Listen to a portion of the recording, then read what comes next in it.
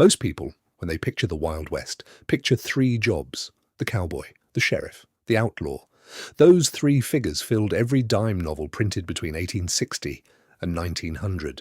But the frontier was an economy, a chaotic, improvised, poorly organized economy, and like any economy, it produced jobs nobody had ever needed before and nobody would ever need again.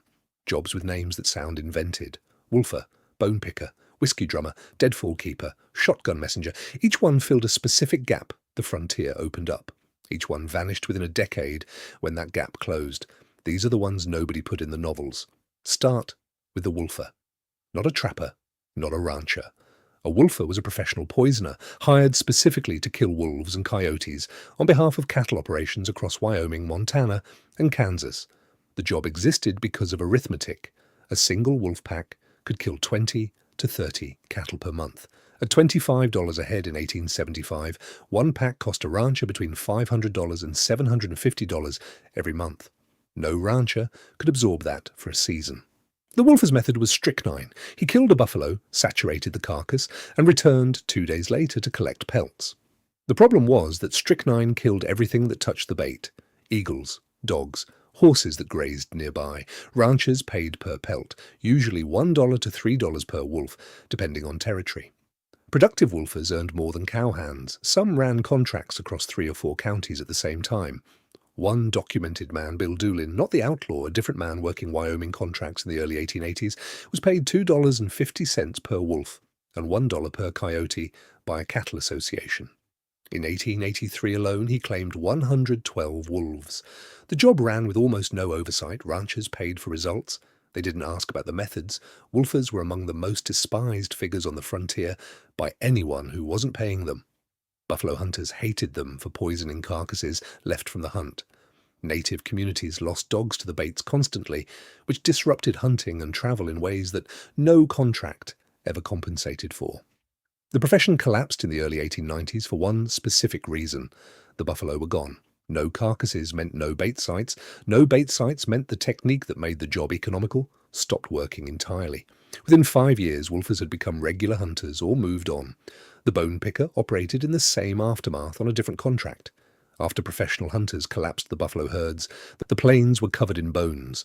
Between 1872 and 1874, hunters killed an estimated 3 million buffalo per year in Kansas and Texas alone. Nobody removed them. They sat there. And for roughly 15 years, they were a business. Eastern factories paid between $7 and $12 per ton. The bones went into fertilizer, into carbon black for printer's ink, into bone china for households that had never seen the plains. Whole families worked as bone pickers. The Kansas Pacific Railroad recorded bone pickers depositing material at certain stations at several tons per week.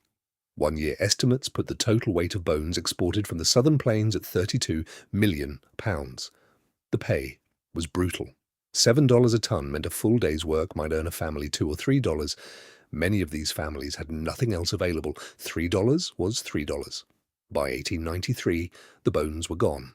The prairie had been picked clean. The profession ended not because demand stopped, but because the raw material simply wasn't there anymore.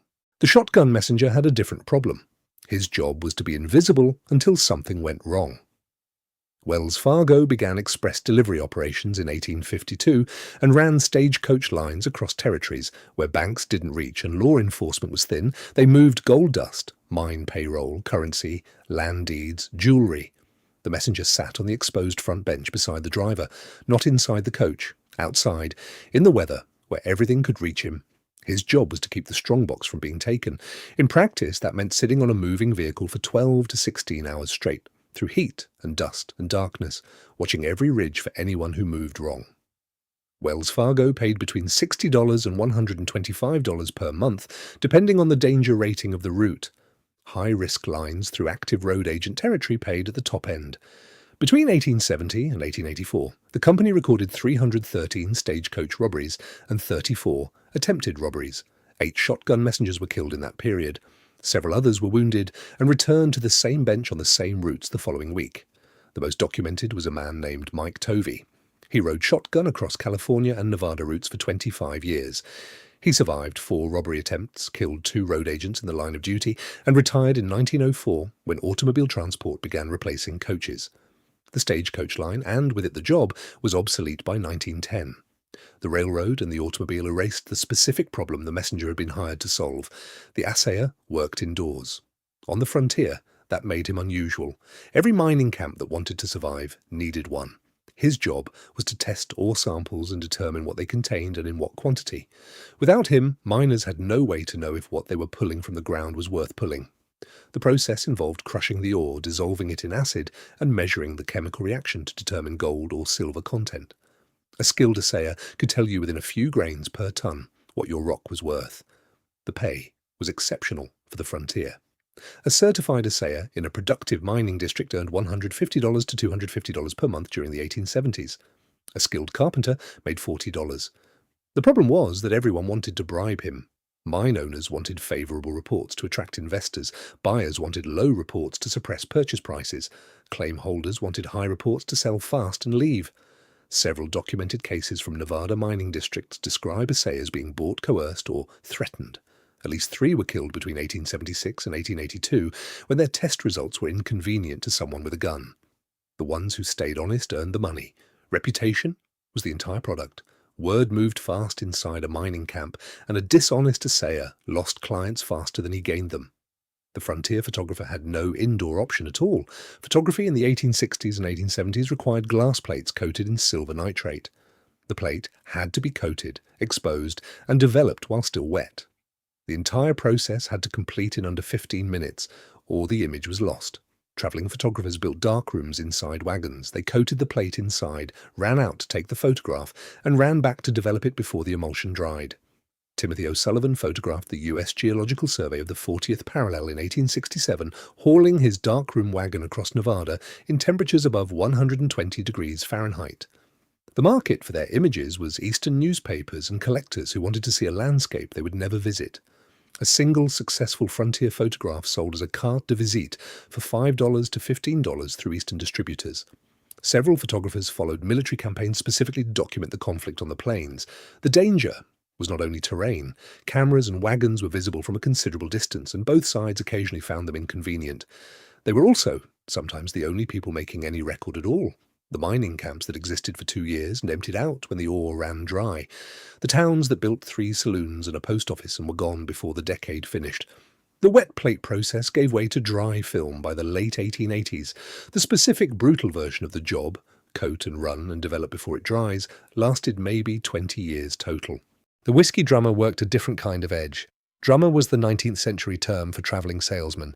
The whiskey drummer travelled between distilleries and frontier territories, selling spirits on consignment to saloons, trading posts, and military forts. Many of the territories he sold into were officially dry: Indian Territory, certain Kansas counties, stretches of Wyoming. The law said no liquor. The forts and camps bought it regardless. The drummer's risk was a territorial checkpoint. A confiscated load meant losing the entire inventory and facing a fine or jail. Most developed contacts inside military posts who sent word when inspections were scheduled. The margin justified the risk. A barrel of whiskey that cost $8 in St. Louis sold for $60 to $80 in a remote frontier saloon where alternatives didn't exist. The drummer took 15 to 20% of that spread. Charlie Rath, documented operating through Kansas and the Panhandle Territory in the 1870s, sold buffalo hunters their ammunition, their salt pork, and their whiskey on the same routes. When the buffalo hunting economy collapsed, his business model went with it. Then there was the cookie, not a baker, the trail cook. On cattle drives moving 1,500 to 3,000 head across 1,000 miles of open country, the cook was arguably the most important person in the operation. Not arguably, practically. The drive covered 10 to 15 miles per day. The crew of 8 to 15 cowboys worked from before sunrise to after dark. The cookie fed them 3 times a day, in all weather, on ground that changed every afternoon. The standard chuck wagon, designed by Charles Goodnight in 1866, carried flour, dried beef, beans, coffee, salt pork, sugar, and whatever the cook could shoot or trade for along the route. Trail cooks earned $35 to $50 per month. Working cowhands made $25 to $30.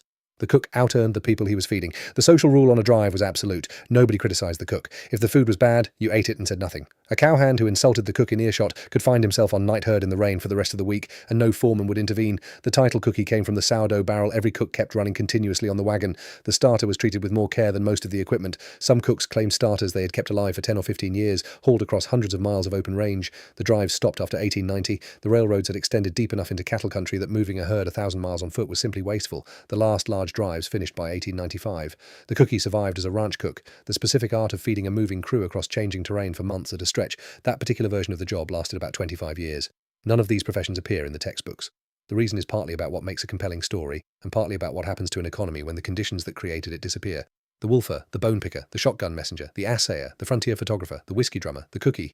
Each one existed because the frontier created a specific gap that nothing else filled.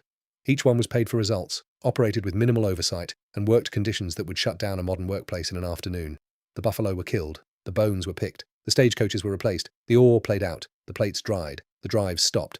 The frontier closed officially in 1890 when the US Census Bureau declared there was no longer a definable frontier line in the American West. The declaration was mostly administrative. The economy had already moved on years before anyone wrote it down. What survived was the myth, the cowboy, the sheriff, the outlaw, retold until they became the only story anyone knew how to tell about that place and that time. The wolfer with his strychnine baits, the bone picker with a wagon and a family to feed, the messenger sitting on the cold front bench of a coach at 2 in the morning, watching a tree line that might have men in it.